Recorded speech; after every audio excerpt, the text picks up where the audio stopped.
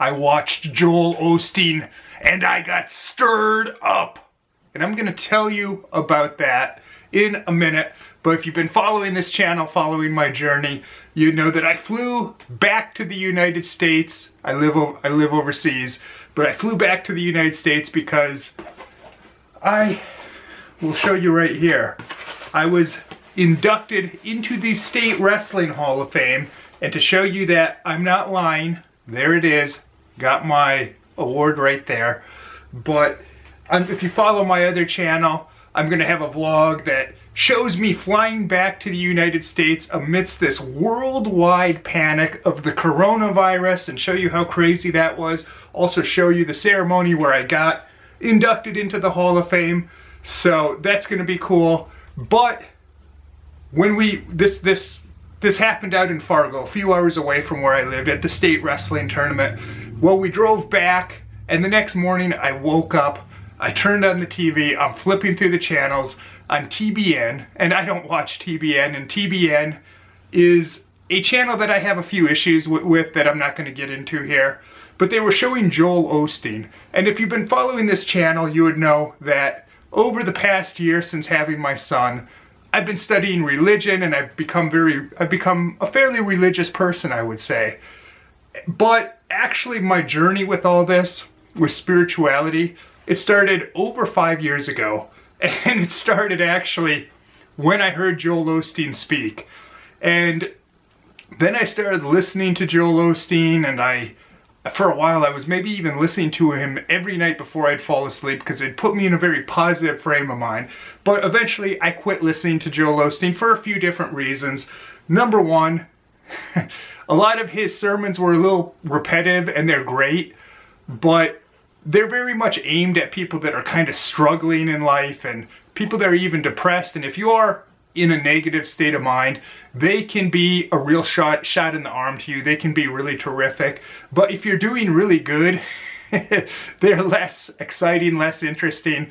And then about a year ago when I started studying religion, I started having a few issues with Lakewood Church, Joel Osteen's church, that I'm not going to get into here, but that doesn't negate the good things about Joel Osteen. So I switched to TBN when I saw in the guide that Joel Osteen's on. For whatever reason, I felt compelled to watch this. I figured, well, I haven't watched Osteen in a while. It's been probably at least 2 years since I actually watched him. And he had this sermon on, and I checked later to see if it's online, and it is. It's called Stir It Up. So you can go listen to it after you watch this video if you want. But this is a sermon that when I started watching on TV, I'm like, wow, this is really great. And I enjoyed it so much that I actually listened to it, I think, 2 times since seeing it in the past week on TV. And I'm probably going to actually listen to it again another 1 or 2 more times. But I want to share with you a few thoughts that stood out to me about getting stirred up. Now, Osteen, there's some debate before I start real quick over, is he a motivational speaker or is he a minister? And I can say, as someone that's listened to many of his sermons, he's definitely a Christian minister, a Protestant Christian minister. But I think he put it best himself. I saw him on TV being interviewed, and he was asked, are you a motivational speaker or are you a minister?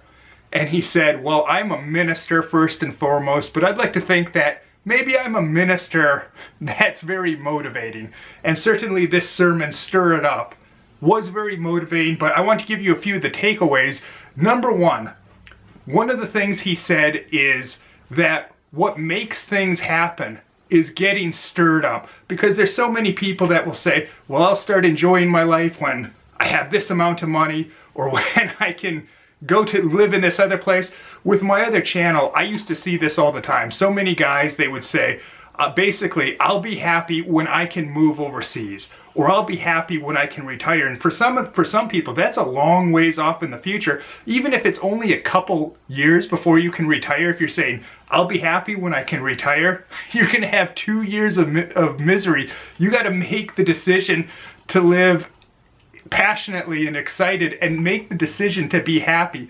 But the stirred up, the excited praise when you're praying to God or whatever, instead of praying these depressed prayers, well, God, thank you for giving me enough to get by, or something like that.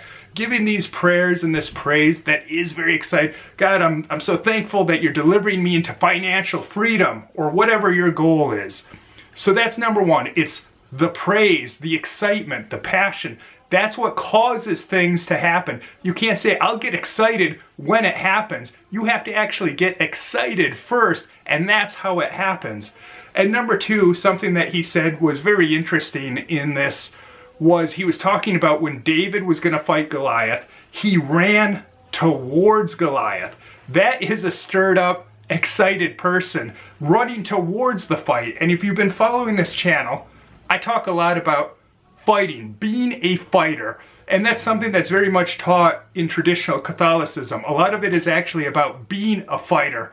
And it kind of made me think of being at that high school state wrestling tournament last week and seeing those kids out there. Those are kids that wrestling's not the sport where you get the most glory. That's usually football and basketball. But they're out there testing themselves. They're out there to fight and see what they're made of. And it's nice to go to a wrestling tournament and get an award without having to wrestle. But when I see those kids out there, I want to be in the fight myself. Or even at the end of last year, overseas, I went to this wrestling tournament, took my wife and son just to watch. And that was this big international wrestling tournament that was happening in the country where we live. But being there, man, watching that, I wanted to be out there myself. And I think I would have won if I would have had enough time to train for a few weeks and get my cardio up. If I would have entered the heavyweight division, I think I would have won. But seeing those guys out there, it's like, man, I don't want to be in the stands watching. I'd like to be out there, especially since I think I could beat those guys. Which brings me to a big takeaway for you from this video. And that is, winners love a good fight. I'll repeat that. Winners love a good fight. So you have to say to yourself, I'm a fighter. Whatever kind of fight that is, whether it's something maybe you're struggling financially, especially me with my family having a baby, that's mainly my main issue right now. You say, I'm a fighter that's going to overcome this. It makes me think of my wife, who has this personal motto, and her personal motto is, I find ways. Anytime any kind of challenge or difficulty comes our life where it's kind of like, oh, what are we going to do now? She doesn't even hesitate. She says, I find ways, and she's never failed. She's absolutely never failed. And the third thing I want to give you, taking away from this stirred up sermon, is that there's going to be a lot of people that come into your life. They're going to try and discourage you after you get stirred up and you decide, I'm going to do this. There's going to be people that give you all these reasons why you can't do it. You got to not surround yourself with those people. You got to get those people out of your life as much as possible. And another thing, something that I would like to add to this, since it's kind of about being passionate, as much as we need to be passionate about what we want to do in life, you also, and this is coming from me, this isn't from the sermon, you have to make a commitment, because realistically, passion and excitement, that's going to fade. You have to make a commitment to where you're going to follow through with achieving whatever you're going to do long after the excitement of the moment of making that decision has passed. Like, obviously I come from an athletic background. So for me, and this is something my dad always talked about, there's going to be days when, quite frankly, you don't feel like working out. You don't feel like training. But the champions, they go in and they train hard even when they don't feel like it. And maybe you're not an athlete, maybe you're trying to do a business, or you're trying to do something else.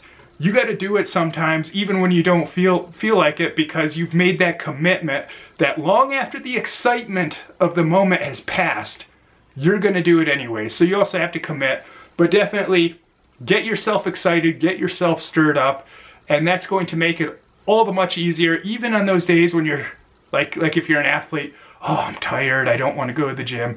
If you can find a way to get yourself excited, maybe you're thinking of oh, my opponent's probably working out right now, I better go work out. You got to find a way to use those little mental tricks. So you can go watch that. You can watch my other videos on this channel. Thank you for the opportunity of being able to share this with you. Until next time, my friends.